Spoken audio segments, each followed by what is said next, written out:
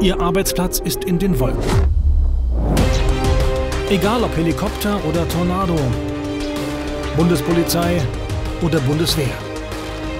Piloten sind rund um die Uhr im Einsatz und im Notfall bereit, vieles zu riskieren, um Menschenleben zu retten und die Sicherheit des Landes zu schützen.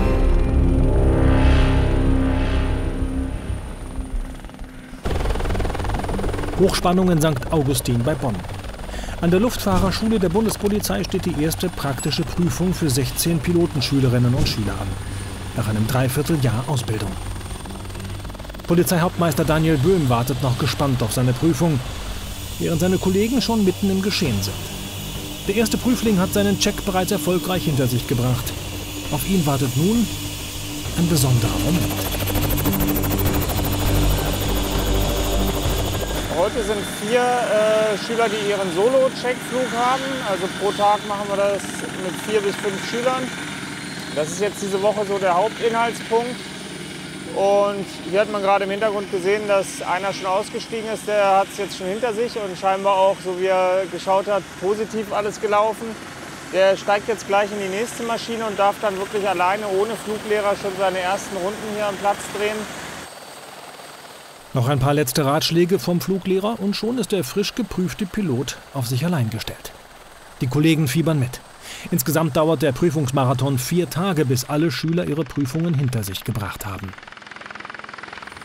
Jetzt ist der zweite gerade im Abflug, der ist jetzt in seinem Prüfungsflug und so geht das jetzt nach und nach die nächsten Tage weiter. Bei mir steht es morgen Vormittag an, der große Moment der Wahrheit quasi. Um zu bestehen, müssen die Schüler beweisen, dass sie einen Helikopter sicher fliegen können. Da wird jetzt von Prüferseite einfach geschaut, dass diejenigen, die so eine Maschine anvertraut bekommen, auch in der Lage sind, damit sicher umzugehen. Also es gibt jetzt nicht genaue Punkte, die erfüllt werden müssen, aber klar, die Richtwerte, die stehen auch in so einer Platzrunde. Jeder weiß, an welchem Punkt der Runde er welche Höhe oder welche Geschwindigkeit zu haben hat. Und da wird dann schon geschaut, dass da keine großen Abweichungen geflogen werden. Später im Fliegerstützpunkt der Bundespolizei im Ortsteil Hangela. Sämtliche Piloten, Anwärter und Flugtechniker der Bundespolizei und aller Landespolizeien werden hier ausgebildet. Zur 18-monatigen Pilotenausbildung werden ausschließlich die fittesten Beamten zugelassen. Das harte Auswahlverfahren übersteht nur, wer es wirklich will. Es ist wirklich eine motivierte junge Truppe, die alle irgendwo das gleiche Ziel haben. Jeder kümmert sich um den anderen, man kann sich auf den anderen verlassen. Gleichzeitig hat man einen super schönen Job, wenn man so über den Wolken oder die Welt einfach von oben sieht. Das ist eine ganz andere Perspektive. Und das Gesamtpaket, das ist also das, was für mich interessant ist. Vor dem Nachmittagsflugdienst steht noch ein ausführliches Briefing an. Daniel Böhm hat Klassendienst und gibt heute den Wetterfrosch. Ja, zum Wetter vorneweg, das sagt ein bisschen was anderes als das, was wir draußen sehen. Also einen schwachen Hochdruckeinfluss mit bodennaher südwestlicher Strömung bringt feuchte und kühle Luft, soweit so gut. Ceiling ist hier angesagt mit Scattered bis Broken in 3.000 bis 5.000 AMSL. Morgens Stratus in der Eifel mit 200 bis 800 Fuß, was nach Osten rüberzieht. Ich denke mal, das kommt jetzt schon langsam hier an. Wind, Bodenwind variabel, 2 bis 5 Knoten, geht Richtung Südwest. 2000 Fußwind, 280, 10 Knoten. Fluglehrerin Patricia Theiler verteilt die Schüler auf die 5 Helikopter. Auch am Nachmittag stehen 2 weitere Prüfungen an. Wer heute seine Flugtauglichkeit beweist, hat noch weitere 9 Monate Ausbildung vor sich. Insgesamt kostet die Ausbildung zum Helikopterpiloten 220.000 €. Dann an die Maschinen zu den Maschinen. Böhms Prüfung ist erst morgen. Heute steht für den Polizeihauptmeister ein letzter Trainingsflug an. Man kommt natürlich in die Abläufe so nach und nach rein und weiß, was am Tag auf einen wartet. Aber die Woche jetzt ist für uns halt auch eine ganz spezielle, weil die Solo-Checks, die Solo-Überprüfungen anstehen. Das ist so der erste große praktische Test, nachdem man dann auch alleine im Hubschrauber sitzt. Und ich glaube, das kann man sich auch schlecht im Vorfeld ausmalen, wie das Gefühl dann wirklich sein wird. Aber ich glaube, jeder hat so eine gewisse Grundaufregung, die aber auch nötig ist, um letztendlich gute Leistungen abzurufen. Gemeinsam mit Fluglehrer Michael Ozipka begibt sich Daniel Böhm zu seinem Trainingshubschrauber. Heute darf er sich noch Fehler erlauben, morgen besser nicht. Dann können wir da gerne noch mal 1, 2 Platzrunden fliegen. Ja. Dann machen wir auf jeden Fall das Heckrotorverfahren noch mal in Oldenbach. Das ist ja da so ein bisschen, dadurch, dass die Bahn so kurz ist, spannender. Ja. Werden wir uns da auf jeden Fall noch mal konzentrieren. Ja. Mit dem Wind müssen wir mal gucken. Das war heute Morgen ziemlich genau Cross auf der Bahn drauf. Okay. Schauen wir uns an, wie das jetzt sich entwickelt hat über den Mittag. Alles klar. Die Polizisten checken den Hubschrauber vom Typ EC 120 Kolibri noch einmal durch. Die Maschine darf nur auf Sicht, also nicht durch Nebel oder dichte Wolken geflogen werden. Das ist jetzt eine reine Schulungsmaschine bei uns. Also das ist im zivilen Bereich eigentlich auch ein ganz gängiger Hubschrauber, weil der relativ leicht ist, trotzdem 5 Personen mitnehmen kann. Es ist eine einmotorige Maschine, super manövrierfähig, wendig. Also ein idealer Schulungshubschrauber für uns. Da ist auch noch nicht viel mit Autopiloten oder so drin. Das heißt, man lernt wirklich das Fliegen von A bis Z. Und von daher ist der für uns ideal. Das Übungsprogramm für den Tag steht. Böhm möchte ein letztes Mal ein spezielles Notverfahren üben, startet aber zunächst mit ein paar sogenannten Platzrunden. Er muss ja seine vorgegebenen Werte, was Fahrt und Höhe angeht, möglichst genau halten. Und darauf werde ich halt achten, dass das funktioniert. Also 1, 2 Platzrunden erstmal fliegen, das was er dann auch im Soloflug macht.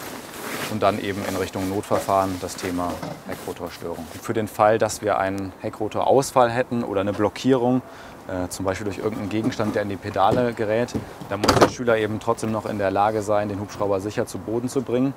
Und dafür üben wir das eben. Da werde ich eben auf meiner Seite, die Steuer sind ja auf beiden Seiten angebracht, werde ich einfach mit meinen Füßen die Pedale blockieren und eben eine Blockade simulieren. Und dann muss er das Ganze abarbeiten, so wie er es jetzt in den letzten Stunden gelernt hat. Zunächst geht es zum 20 Kilometer entfernten Flugplatz Oldenbach. Dort hat Böhm trainiert und dort soll auch die Prüfung stattfinden. Zusätzlicher Stressfaktor für den Nachwuchspiloten: Funkverkehr im feinsten Fachchinesisch. Tirol 99, Tirol 27 in der Delta Hotel Alpha Romeo Echo auf der 14 mit 4 POV zum Anlassen QNH 1019. Alles klar, das klappt ja schon ganz gut. Gut, das ist eine Übungssache, also wir haben jetzt doch schon einige Flüge hinter uns und am Anfang war das für uns auch alles neu und Fachchinesisch, aber man kommt da relativ schnell rein und ja, learning by doing, würde ich mal sagen. Dann machen wir weiter. Okay, hinten links ist weiter frei. Schon kann es losgehen. Der Start gehört zu den besonders kritischen Momenten beim Fliegen. Der Take-Off glückt, doch das Wetter bereitet Ocypka Sorgen. Tief liegende Wolken sorgen für schlechte Sicht. Wahrscheinlich werden wir nicht mal die 1500 Fuß erreichen. Das sieht schlecht aus, deutlich schlechter als heute Morgen aus. Ja. Auch das Siebengebirge drüben, der Ölberg, der ist schon komplett in Wolken. Okay. Wir schauen mal, dass wir uns erstmal an den Reihen halten und dann gucken wir, wie sich das da hinten entwickelt. Ja, und ja. Die Piloten müssen mit dem Übungshubschrauber unter den Wolken bleiben. Eigentlich wäre es aber besser, möglichst hoch zu fliegen. Also wir sind jetzt ja mit einem einmotorigen Hubschrauber unterwegs, also wir haben ein Triebwerk an Bord. Und wenn das mal ausfallen sollte, ist jeder Meter, den wir mehr an Flughöhe haben, eben einfach Zeit. Es geht dann unheimlich schnell, bis man am Boden ist. Und da ist wirklich jeder Meter nochmal Gold wert, weil man mehr Zeit hat einfach. Auf der anderen Seite, Thema Lärmschutz, besonders die Anwohner hier in dem direkten Bereich rund um den Flugplatz von Hangela sind natürlich sehr sensibel, was Lärm angeht, und deshalb wollen wir immer möglichst hoch fliegen, um am Boden so wenig Lärm wie irgendwie möglich zu verursachen. Es hilft nichts. Böhm und Ocypka können die vorgeschriebene Mindesthöhe von 1000 Fuß nicht einhalten. Der Weg zum Flugplatz ist dicht. Das macht aus meiner Sicht keinen Sinn. Wir drehen wieder um, und zwar rechts herum. Rechts ist frei. Mit dem Heckrotorverfahren wird das jetzt halt schwierig. Also in Oldenbach können wir es auf jeden Fall nicht machen. Okay, und dann folgen wir jetzt gleich dem Talverlauf. Ja. Michael Ocypka muss umdisponieren. Das ist einfach dann Erfahrung, ne? Wenn wir einen Acker haben, der frisch bestellt ist und wo vielleicht frisch der Bauer die Saat ausgesät hat, da werden wir natürlich nicht drauf anfliegen. Ansonsten suchen wir uns auch ganz gerne Feldwege. Da muss man natürlich immer darauf achten, dass keine Personen in der Nähe sind, keine Fahrradfahrer, keine Autos. Aber dann nehmen wir dann meistens ganz abgelegene Flächen. Einen Heckrotorausfall können die beiden Piloten im freien Feld nicht simulieren. Daniel Böhm darf aber eine einfache Außenlandung probieren. Schauen wir mal, wie die Schubverhältnisse sind. Nehmen den Feldweg zu unserer Linken. Böhm geht wie in einem Flugzeug in den Vorwärtslandeanflug. Eine Senkrechtlandung ist riskant und wird nur dann geflogen, wenn sie sich nicht vermeiden lässt. Bei einer Senkrechtlandung hätte der Pilot kaum eine Chance zu reagieren, wenn es zu einer Rotorstörung käme. Im Vorwärtsflug jedoch schon. Höher halten. Wir starten durch. Ja. In der Übung ist Bodenkontakt nicht notwendig. Das Manöver glückt. Michael Ocypka ist zufrieden. Für heute ist es genug. Daniel Böhm meldet sich beim Tower für die Landung an. Angler-Info Tirol 27, Hartberg, eine im Westen, einer EC-120 Schulungsflug, VFR, die Landeinformation bitte. Die Landung ist schon kritischer, aber auch der Start, also es hält sich so ziemlich die Waage, ne? Vor allem am Anfang ist beides sehr schwierig, kritischer, aber ist aber insgesamt auf jeden Fall die Landung, weil ja, man sehr viel Leistung braucht, wenn man das nicht richtig macht und da sich eben in Gefahr bringen könnte. Beim Start ist das nicht ganz so kritisch. Auf dem Flugplatz folgt eine echte Landung auf der markierten Fläche. Das Manöver erfordert Fingerspitzengefühl und Präzision. Daniel Böhm hat dabei den Ehrgeiz, sich immer weiter zu verbessern. Nicht butterweich, aber besser. Genau. Okay. Herr Böhm hat das gut gemacht und auch von der Präzision her ist das völlig in Ordnung. Also Präzision steht eher an zweiter Stelle, an erster Stelle soll die Landung so erfolgen, dass es eben absolut sicher ist und der Lehrer das Gefühl hat, dass der Schüler den Hubschrauber wirklich im Griff hat. Michael Ocypka ist zufrieden, sein Schüler aber nicht ganz. Ja, heute hat das Wetter jetzt nicht so ganz mitgespielt. Die Wolken haben ziemlich tief drin gehangen, deswegen konnten wir nicht ganz das umsetzen, was wir uns vorgenommen haben. Aber schlechte Generalprobe muss ja nichts Schlechtes für morgen heißen. Also ich bin ganz guter Dinge, dass es morgen besser wird. Habe jetzt noch mal ein paar Minuten Flugerfahrung gesammelt, bin noch mal ein bisschen reingekommen ins Fliegen. Ein paar Dinge konnten wir auch noch mal abarbeiten und an Feinheiten feilen. Und ja, jetzt bereite ich mich auf morgen vor und hoffe, dass das Wetter dann auch ein bisschen besser mitspielt. Aber wird Daniel Böhm auch die stressige Prüfungssituation meistern? Rumgeguckt hatte ich schon.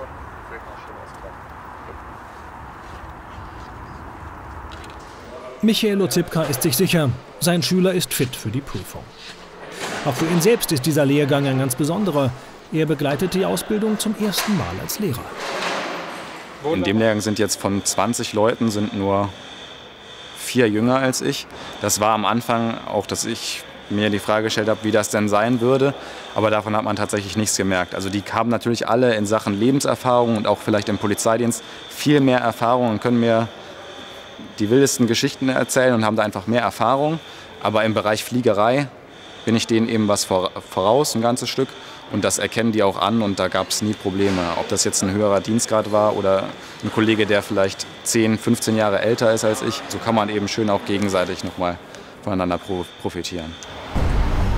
Nebenan in der Luftfahrerschule befindet sich eines der modernsten Geräte der Bundespolizei. Ein Flugsimulator, der für Weiterbildungen genutzt wird. Jeder Polizeipilot muss zweimal jährlich einen Check absolvieren, einen von beiden im Simulator. Dort können Piloten Gefahrensituationen trainieren, ohne sich in Bedrängnis zu bringen. Auch heute sitzen 2 erfahrene Piloten im Cockpit. Polizeihauptkommissar Heiko Stelter schickt die Piloten virtuell in brenzlige Situationen. 1, 2. Also, ich habe euch nach München gesetzt. Ihr seid auf der 26 rechts. Die Bedingungen haben wir mit Wolkenuntergrenze, scattert 2100 Fuß. Wind 260 mit 10 Knoten. Das Ziel ist eine sichere Landung am Flugplatz in München. Was die Piloten noch nicht wissen, es wird gleich ein Problem an der Maschine auftreten. 300 Fuß steigen, 20 Fuß, 30 Fuß, 40 Fuß, 50 Fuß, 60 Fuß, 70, 80, 200 V-Yankee. Clear to enter CDI, intention is to land. Roger, then expect 26 left, the QNH 1013 and The wind at the field 270, 10 knots. Es wird kritisch. Stelter weiß, warum. Bei dem Hubschrauber ist jetzt gerade die Heckrotorsteuerung ausgefallen. Das heißt, er ist um die Hochachse nicht mehr steuerbar. Dafür gibt es Notverfahren. Das muss die Besatzung jetzt fliegen und das ist relativ anspruchsvoll. Das heißt, wir müssen feinfühlig steuern. Sie haben jetzt eine Freigabe für den Flugplatz in München bekommen, sind schon kurz vor dem Überflug. Das heißt, sie probieren jetzt diesen kaputten Hubschrauber, den sie nicht in den Schwebeflug bekommen, auf dieser Bahn zu landen. Und das ist jetzt das Problem. Gut, wir sind uns einig, wir bleiben hier. Okay. Wir können jetzt noch den Sprit, der gerade leer läuft, abfliegen. Ja, das war ja eine eurer Optionen. Genau.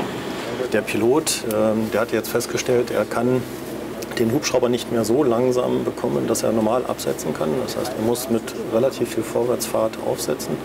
Und jetzt versucht er alle Faktoren, die diese Geschwindigkeitsverringerung ermöglichen, zu erfliegen. Ob das geht oder nicht, ist natürlich, also wenn es live passiert, ist es eines der unangenehmsten Verfahren, die es gibt.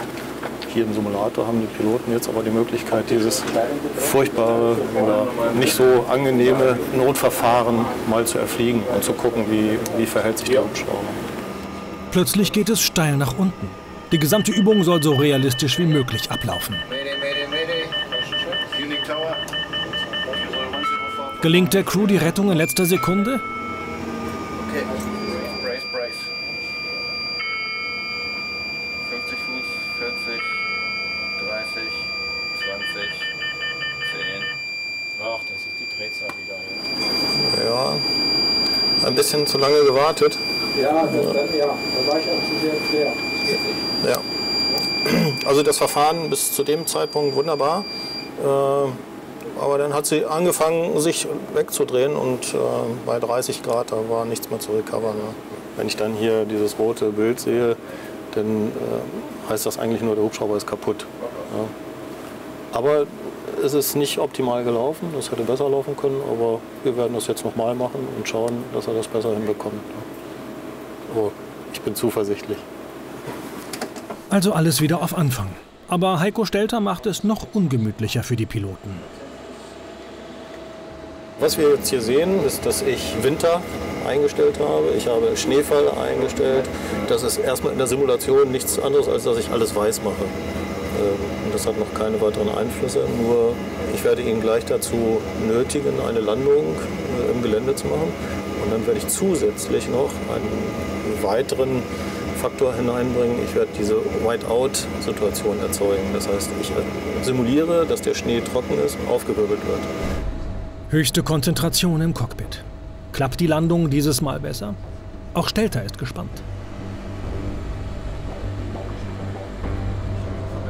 Trotz schlechter Sichtverhältnisse bringen die Beamten ihre Maschine sicher zu Boden.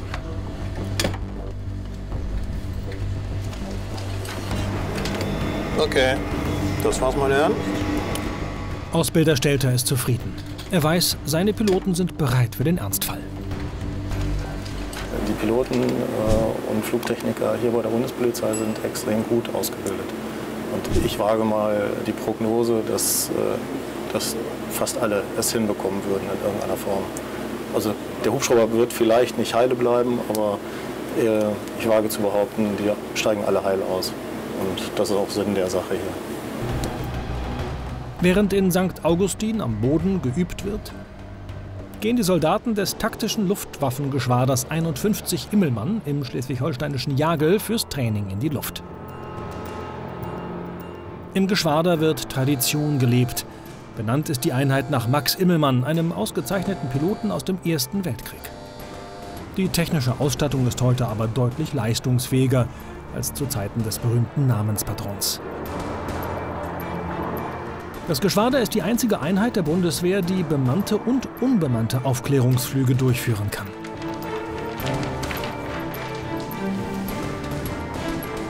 Oberstleutnant Björn Jansen ist Staffelkapitän und fliegt die modernen Maschinen.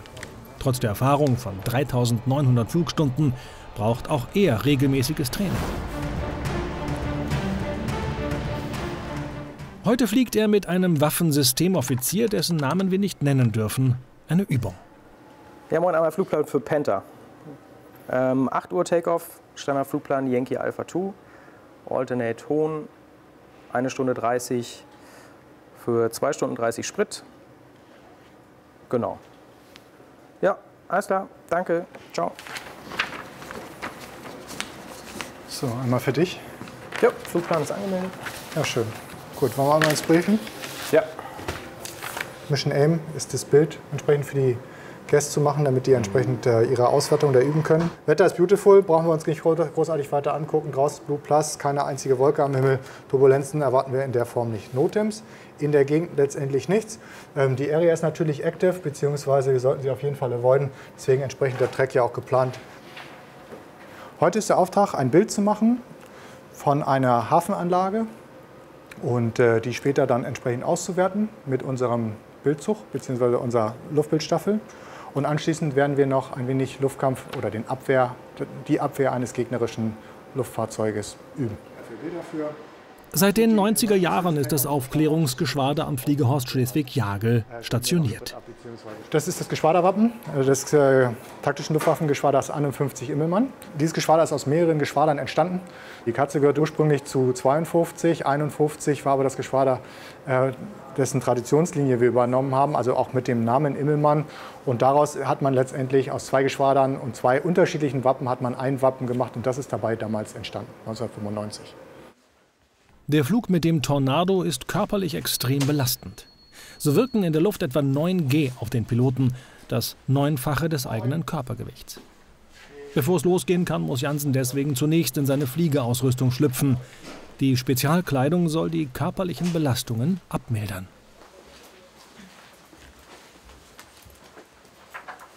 Das ist die Anti-G-Hose. Wir haben im Flugzeug sehr viele hohe Beschleunigungen. Diese Hose bläst sich bei großen Beschleunigungen auf und drückt dann das Blut, was absackt, in die Beine, wieder zurück in den Kopf, damit man letztendlich nicht am Ende des Tages nicht bewusstlos wird.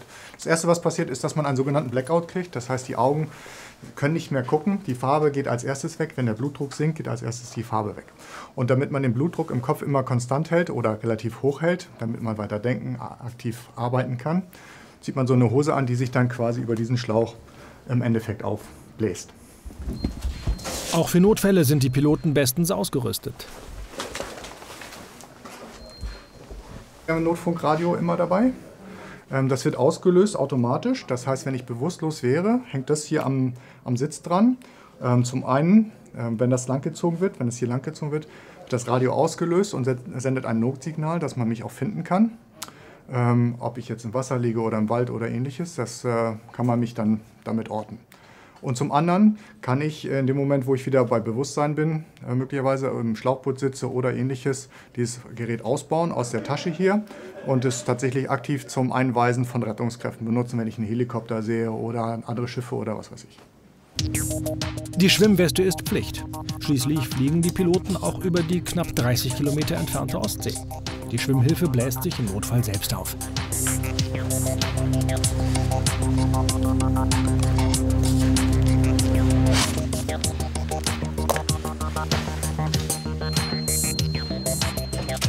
Gut gewappnet machen sich die Soldaten auf den Weg zu ihrem Arbeitsgerät. Zum Flieger geht es ganz bequem per Pkw. Auf dem Militärflugplatz sind bis zu 28 Tornados stationiert. Sicherheit geht bei der Fliegerstaffel vor. Und so ist am Hangar schon mächtig Betrieb. Die technische Gruppe prüft die Maschine auf Herz und Nieren. Unfälle sind selten auf technische Probleme zurückzuführen. Stürzt eine Maschine ab, hat meistens der Pilot einen Fehler gemacht. Moin, Maschine 652, alles klar. Dankeschön. Moin. Moin. Moin. Moin. Auch Jansen kontrolliert das bis zu 85 Millionen Euro teure Flugzeug noch einmal. Einen Totalschaden möchte hier niemand riskieren. Viele Sachen sind im Detail schon überprüft worden. Lange bevor ich an die Maschine komme. Ich checke noch das, was in der Checkliste steht, weil ich das natürlich zum einen muss und zum anderen auch für mich selber wissen will, ob das tatsächlich auch so ist, dass die Bremsen gut sind, dass die Reifen nicht alle abgefahren sind, dass die Triebwerkseinläufe leer sind und so weiter. Das will ich natürlich prüfen. Aber grundsätzlich ist das Vertrauen in der Technik so groß, dass wir da eigentlich ganz in Ruhe mit fliegen gehen können. Für die 2 Mann starke Besatzung wird es jetzt langsam ernst. Neben Kapitän Björn Jansen ist ein Waffensystemoffizier mit an Bord. Als nicht steuerführendes Crewmitglied unterstützt er den Piloten im Einsatz. Während des Flugs ist im Endeffekt meine Aufgabe eigentlich der gesamte taktische Anteil. Also das Absetzen von dem Aufklärungsbehälter, ich prüfe, ob die Daten vernünftig geladen sind.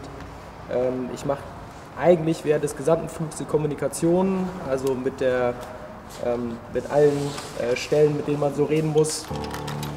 Neuere Flugzeugtypen wie der Eurofighter kommen aufgrund verbesserter Avionik ohne Waffensystemoffizier aus. Tornados können bis zu 15.000 Meter hoch fliegen. Bei Bedingungen wie auf dem Mount Everest ist eine Sauerstoffmaske unverzichtbar. Unter dem Rumpf befindet sich der vollautomatisch schwenkbare Aufnahmebehälter. Darin sind 2 Kameras verbaut, die der Waffensystemoffizier auch manuell bedienen kann, um ein optimales Bild zu erzeugen. Dank Infrarotsensor auch bei Nacht. Björn Jansen bringt den Tornado in Position. Leer wiegt die Maschine 14.000 Kilo. 2 Hochleistungstriebwerke bringen diese in die Luft.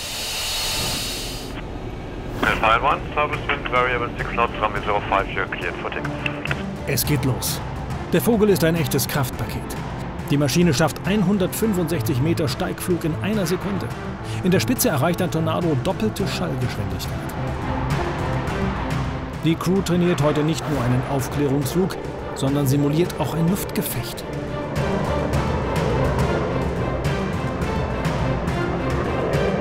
Das Flugzeug ist für vielfältige Einsatzmöglichkeiten konstruiert. Der Tornado ist wie der Name ja eigentlich, also Multi-Role Combat Aircraft auch sagt, ein Flugzeug, was man für mehrere Rollen einsetzen kann. Das ist natürlich wichtig, weil ich dann nicht so viele unterschiedliche Flugzeuge brauche, sondern ich kann vieles mit einem Flugzeug machen. Dafür ist er natürlich schnell, ich kann schnell Schwerpunkte setzen, ich kann schnell Aufnahmen machen und Ähnliches. Dafür ist er gedacht und dafür ist er auch super geeignet.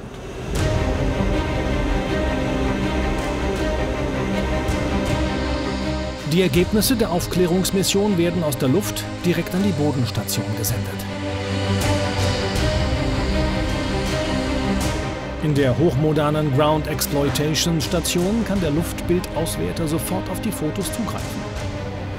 Der Auswerter unterstützt die fliegerische Besatzung am Boden und bereitet das Bildmaterial für den Luftbildoffizier auf.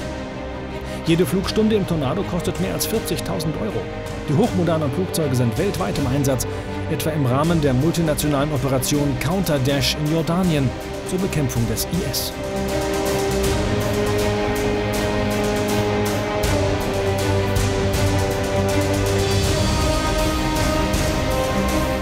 In Jagel wird regelmäßig der Ernstfall geprobt.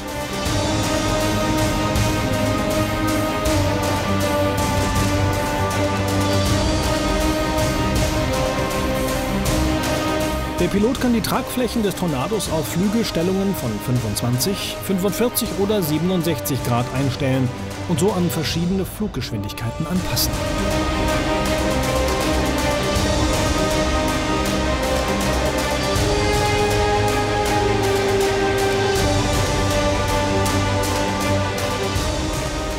Ich fliege das Flugzeug unheimlich gerne. Es ist aus meiner Sicht sehr herausforderungsvoll. Es macht immer wieder Spaß. Jeder Tag ist anders. Jeder Flug ist auch anders, obwohl man möglicherweise das Gleiche plant. Aber das Wetter ist nicht immer gleich. Es sitzen nicht immer die gleichen Leute in den Cockpits. Es sitzen auch mal andere Leute unten am Funk. Es ändert sich irgendwas. Der Luftraum ist nicht da, den man eigentlich geplant hat. Das Ganze ist so flexibel, dass jeder Flug, obwohl er möglicherweise von außen ähnlich aussieht oder gleich sogar aussieht, jedes Mal anders ist. In den letzten 30 Jahren sind mehr als 40 Bundeswehr-Tornados abgestürzt. In den meisten Fällen konnten sich die Besatzungen jedoch per Schleudersitz retten. Angst hat Björn Jansen nicht, wenn er ins Cockpit steigt. Die Wahrscheinlichkeit beim Motorradfahren zu sterben ist deutlich höher als Jetpilot, nicht? Ohne jetzt da irgendwelche Klischees. Aber es ist so professionell, selbst wenn es eigentlich ein relativ gefährlicher Job ist, so professionell, wir bereiten es so professionell auf, dass wir immer mit einem guten Gefühl rausgehen und in der Gefahrenstufe quasi relativ gering sind.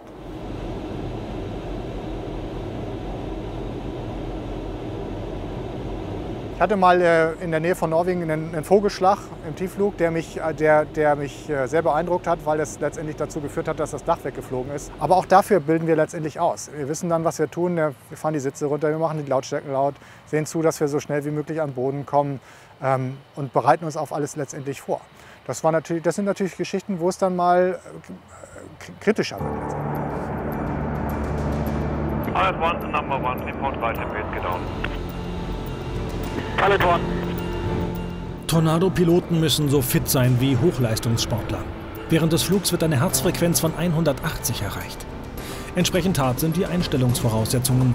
Nur einer von 100 Bewerbern besteht den obligatorischen Gesundheitscheck. Pilot 1, welcome back. The speed is under control. Maintain code lane right hand side. Got a tornado landing behind you. Pilot 1 on the cold side. Thank you. So vacate next to the right, please. Pilot 1. Der heutige Flug war erfolgreich. Stetiges Training ist unerlässlich. Einmal im Jahr müssen Tornado-Piloten in einem Überprüfungsflug nachweisen, dass sie den hohen Anforderungen noch gerecht werden. Der Flieger kommt wieder in die Obhut der technischen Abteilung, die das Flugzeug für den nächsten Einsatz vorbereitet. Pro Flugstunde frisst der Vogel zwischen 1.800 und 6.000 Kilogramm Kerosin. Entwickelt wurde der Tornado von Rüstungsunternehmen aus Italien, Großbritannien und Deutschland. 1981 wurde die erste Maschine von der Bundeswehr in Betrieb genommen. Heute hat die Luftwaffe insgesamt 85 Flieger im Einsatz. Ein anstrengender Flugtag geht für die Crew vorbei. Tornadofliegen ist nicht nur körperlich, sondern auch mental sehr fordernd. Jansen kann die Maschine nun wieder abgeben und weiß sein Arbeitsgerät in besten Händen.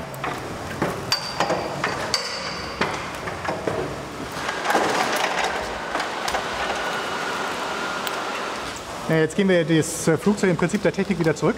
Die haben ja schon ein, zwei Checks draußen gemacht, indem sie das eine oder andere überprüft haben, ob die Flächen wieder okay sind, ob irgendwelche Vögel eingeschlagen sind oder die Reifen kaputt sind. Ich führe jetzt das Bordbuch aus, wo ich reinschreibe, was wir gemacht haben, wie lange wir geflogen sind, wie viele Landungen wir gemacht haben. Und dann gehen wir das quasi damit technisch wieder zurück an die Technik. Noch ist der Einsatz nicht abgeschlossen. Die Bilder des Flugs müssen ausgewertet werden.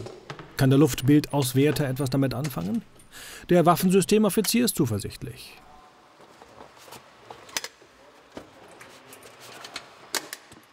Jetzt natürlich noch in die Luftbildstaffel gehen und dann gucken, ob die Bilder auch so geworden sind, wie ich das im Cockpit beurteilen kann. Letzten Endes hat das System funktioniert, das kann ich zumindest schon mal beurteilen. Und ansonsten denke ich schon, dass es erfolgreich war. Die beiden Soldaten gehen zur Nachbesprechung in die Bodenstation. Die Zusammenarbeit mit dem Luftbildauswerter muss perfekt funktionieren. Moin, da sind wir wieder.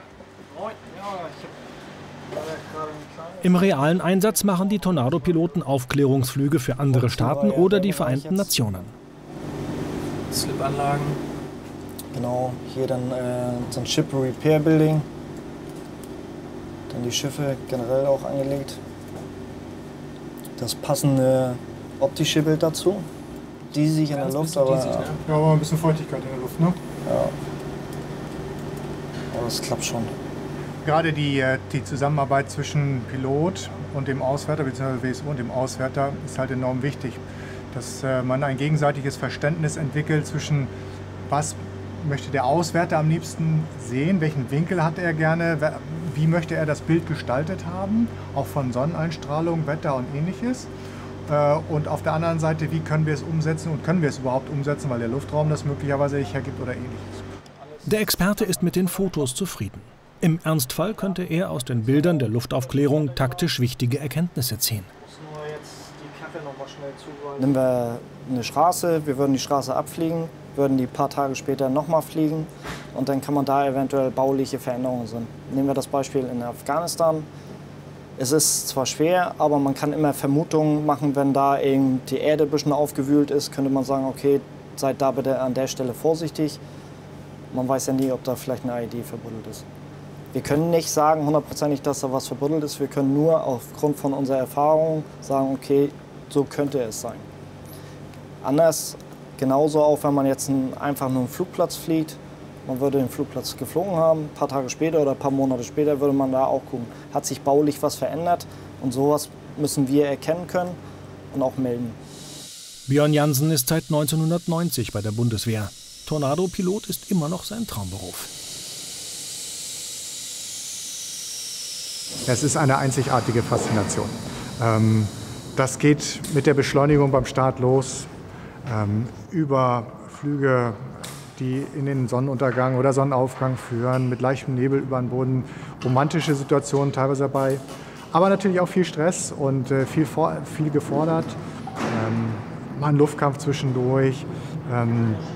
Also ich glaube, da kann ich für alle Kameraden sprechen, wir freuen uns jeden Tag wieder ins Cockpit zu dürfen. Natürlich ist es anstrengend, natürlich gehört da auch viel Arbeit dazu, um eine gewisse Leistung zu erbringen, aber es ist halt immer wieder ein schönes Gefühl und auch und sehr fordernd natürlich, aber es ist einfach klasse. Die Liebe zum Fliegen gibt Jansen als Fluglehrer an Nachwuchspiloten weiter. Seit 2017 findet in Jagel die Ausbildung der angehenden Tornado-Piloten statt. Die Bundespolizei bildet ihren Nachwuchs in St. Augustin bei Bonn aus. An der Luftfahrerschule beginnen die morgendlichen Vorbereitungen für den nächsten Flugtag. Gewissenhaft prüfen, putzen und pflegen die Schüler die Maschinen. Technische Grundkenntnisse gehören zum Unterrichtsstoff, denn jeder Pilot muss in der Lage sein, größere Beschädigungen an seinem Arbeitsgerät zu erkennen. Sicherheit hat oberste Priorität. Die Techniker der Bundespolizei helfen dabei und reparieren Schäden. Wir sind jetzt in der Ausbildungshalle hier. Da sind eben unsere 6 E220 Schulungshubschrauber heute Morgen von der Technik an die Schüler übergeben worden. Und die fangen jetzt an und machen eben die Tageskontrolle. Hier vorne der Schüler, der ist gerade am Rotorkopf beschäftigt. Der überprüft eben, ob die ganzen Teile dort noch in Ordnung sind, ob eventuell Lackabplatzer sind. Vielleicht hat es einen Vogelschlag gegeben, den niemand bemerkt hat. Also wird eben einfach das Ganze auf Sicht kontrolliert, ob irgendwelche Beschädigungen zu erkennen sind. Bei der nächsten Maschine sind die Schüler jetzt schon im Cockpit beschäftigt. Die haben gerade kurz die Elektrik überprüft, da waren kurz die Positionslichter an, das wird also auch überprüft. Und jetzt wird das Cockpit eben auch soweit vorbereitet. Die Gurte werden nochmal kontrolliert, ob die auch wirklich frei von Beschädigungen sind. Das aktuelle QNH wird eingestellt, also der Luftdruck, den wir haben, sodass der Hubschrauber, wenn der dann gleich rausgeschoben wird, sofort betankt werden kann. Beim Auto kann man rechts ranfahren und anhalten und sich Gedanken machen und einen ADAC rufen. Wenn in der Luft irgendwas passiert, wäre es halt schlecht. Dementsprechend sind die Luftfahrzeuge auch super gewartet. Und wir können uns dazu 100% auf die Technik verlassen, dass die Hubschrauber, wenn sie an uns übergeben werden, auch in einem guten Zustand sind. Die Hubschrauber sind einsatzbereit und die Spannung steigt bei den Schülern. Für Daniel Böhm rückt der entscheidende Moment näher. Er wird heute als erster seine Prüfung ablegen. Was wird der Tag bringen? Heute ist jetzt so der Tag der Wahrheit. Da haben wir jetzt die letzten Monate so die erste Zwischenhürde, wo wir darauf hingearbeitet haben. Dieser Solo-Check ist dann doch schon was Entscheidendes, danach alleine im Hubschrauber sitzen zu dürfen. Und die letzten 2 Tage waren noch mal so ein bisschen Warmfliegen, vorbereiten, noch mal alles gedanklich durchgehen. Und jetzt bin ich aber froh, dass es an der Zeit ist. Und man möchte es ja dann auch ganz gerne hinter sich haben. Das Wetter ist ähnlich wie gestern, nicht ganz so prickelnd, aber ich hoffe, dass es reicht, um die normalen Verfahren zu fliegen. Und ja, bin gespannt. Wieder ist dichte Bewölkung vorhergesagt. Wie mit dem Schmuddelwetter umzugehen ist, müssen die Fluglehrer entscheiden. Daniel Böhm und seine Kollegen bringen die knapp 10 Meter lange und 965 Kilogramm schwere Maschine an die frische Luft. Teamarbeit wird beim Fliegen schon aus Sicherheitsgründen ganz groß geschrieben. Zu jeder Maschine ist immer ein Team zugehörig, das den Hubschrauber rausschiebt und dann morgens betankt. Da gibt es eine vorgegebene Tankmenge, die dann für den Vormittag dann einkalkuliert ist. Und als nächstes kommt der Tankwagenfahrer dann zu uns hoffentlich und dann können wir unsere Maschine auch betanken. Für heute sind 250 Kilogramm Sprit eingeplant. Das sind umgerechnet rund 200 Liter. Tanken am Morgen ist längst Routine geworden für die Flugschüler. Während der gesamten Ausbildung leben die Beamten zusammen in der Luftfahrerschule. Während dieser Zeit dreht sich alles um Helikopter. Okay.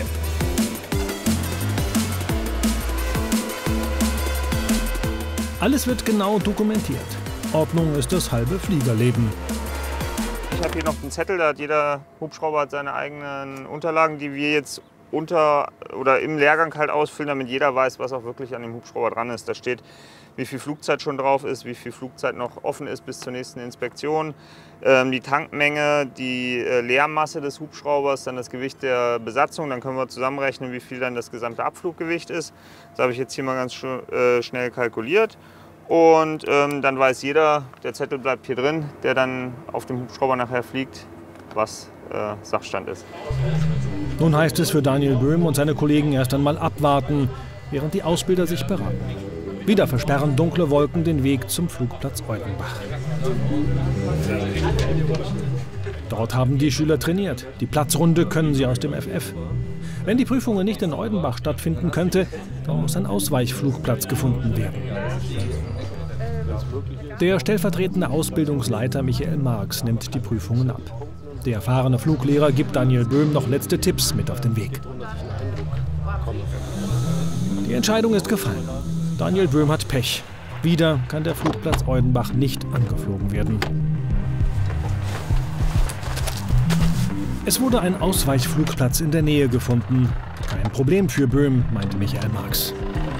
Das Ziel oder der Hintergrund von dieser Prüfung ist ja, dass ich mir einen Eindruck darüber verschaffe, ob der Herr Böhm das alles super sauber managen kann. Es geht letztendlich nicht darum, dass er die Platzrunde von einem bestimmten Platz auswendig fliegen kann, sondern dass ich den Eindruck kriege, er kann sicher alle Normalverfahren und Notverfahren auch handeln. Und wo wir das letztendlich machen, da wird er mit umgehen können müssen. Improvisationstalent gehört eben zu den wichtigsten Grundeigenschaften eines Piloten. Welche Manöver ihn erwarten, weiß Daniel Böhm noch nicht.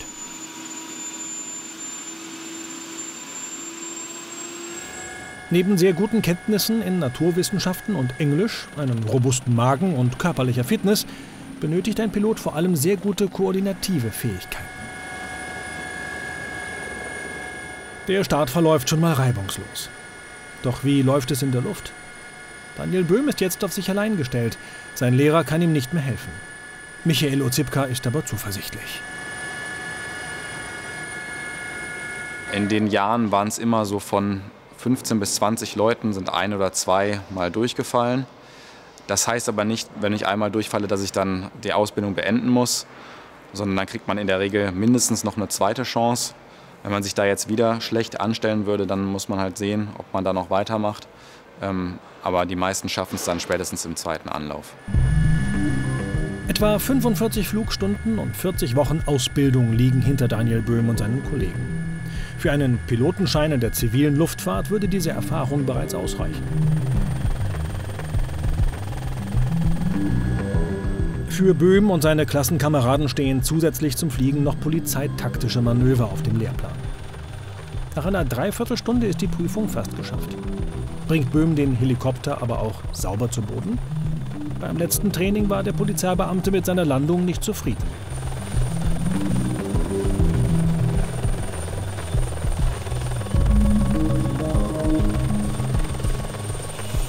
Geschafft! Daniel Böhm ist erleichtert. Der Prüfling fällt eine Last von den Schultern. Doch schon wartet der nächste aufregende Moment auf ihn.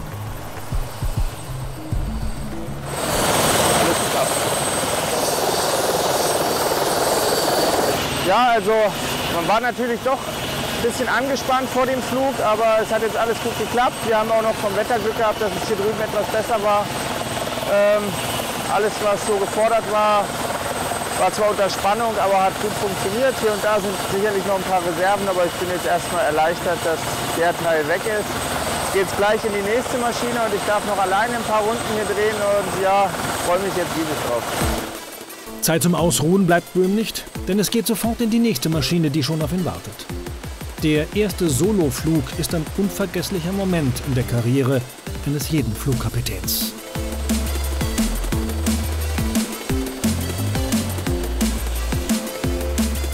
Ganz alleine ist der Nachwuchspilot aber natürlich noch nicht.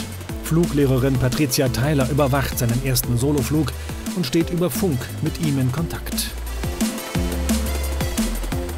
Ich kann ihm natürlich Hinweise geben über die Funkfrequenz. Natürlich kann ich ihm noch irgendwie helfen, aber der ist so gut gebrieft und der ist gecheckt und er weiß genau, was er macht und deswegen wird die Hilfe nicht nötig sein. Bin ich ganz fest von überzeugt. Wenn er Fragen haben sollte, kann er die natürlich stellen. Dann können wir ihm da auch weiterhelfen. Aber das schafft er schon ganz gut alleine. Tyler blickt auf langjährige Erfahrungen als Fluglehrerin zurück. Momente wie diese berühren sie aber immer noch emotional. Ich fieber immer mit. Ich finde das super, weil wir haben sie alle kennengelernt als Nichtflieger, als Fußgänger. Und das ist eine tolle Erfahrung, das erste Mal alleine zu fliegen. Ich erinnere mich selbst noch immer dran, wie das war bei mir. Und deswegen fieber ich auch immer noch mit. Ich finde das toll. Einer der schönsten Tage in der Fliegerkarriere ist das immer. Mhm. Die Ausbildung ist für Daniel Böhm noch lange nicht abgeschlossen. Mindestens 9 Monate liegen noch vor den Schülern. Alle müssen nach dem Solo-Check, also der Ausbildungsleiter oder der Stellvertreter legt fest, sie dürfen alleine fliegen, ihre Soloplatzrunden fliegen. Und das sind bei uns dann aber so um die 3 Stunden, die alleine fliegen, Platzrunden nur.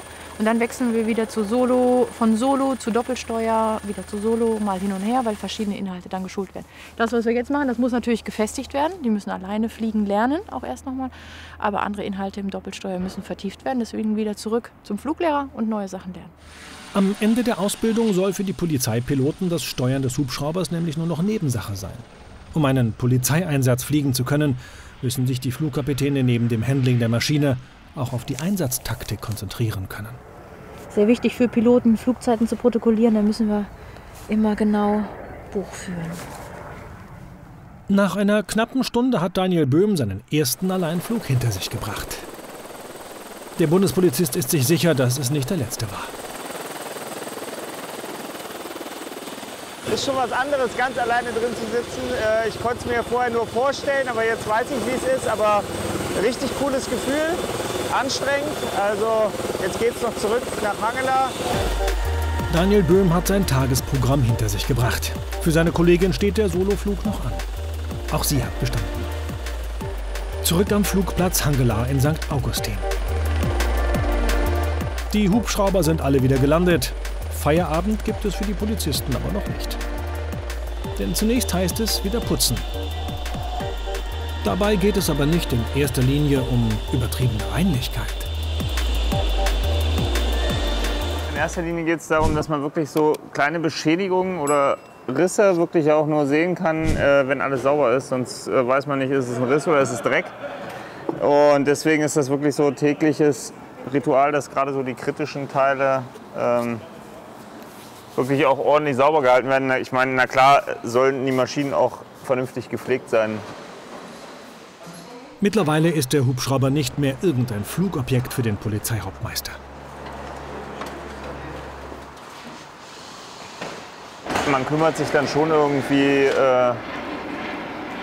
anders um eine Maschine, wenn man weiß, da fliegt man das ganze Jahr mit und man lernt auch so die Eigenheiten von jeder Maschine kennen. Also die eine hat da ein kleines Ölleck, wo man weiß, da kann man jeden Morgen so ein bisschen dran gehen. Die andere zickt vielleicht beim Fliegen hier oder da ein bisschen rum. Also schon ganz interessant, dass man schon bei jeder Maschine eigentlich weiß, worauf man zu achten hat.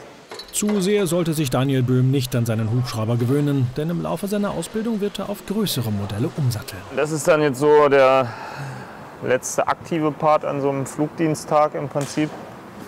Wenn alle Maschinen drin sind und soweit fertig, dann werden wir entlassen, haben dann ein bisschen Freizeit, treffen uns dann meistens irgendwie zum Sporttreiben, mal ein bisschen abschalten und abends geht es dann wieder an den Schreibtisch und dann wird noch ein bisschen Theorie gepaukt. Ja, und dann ist der Tag auch schon wieder rum. Alle Flugschüler des diesjährigen Jahrgangs haben ihre Praxisprüfungen bestanden. Ihnen bleibt aber nur wenig Zeit zum Feiern, denn der Weg vom Fußgänger zum Piloten ist weit.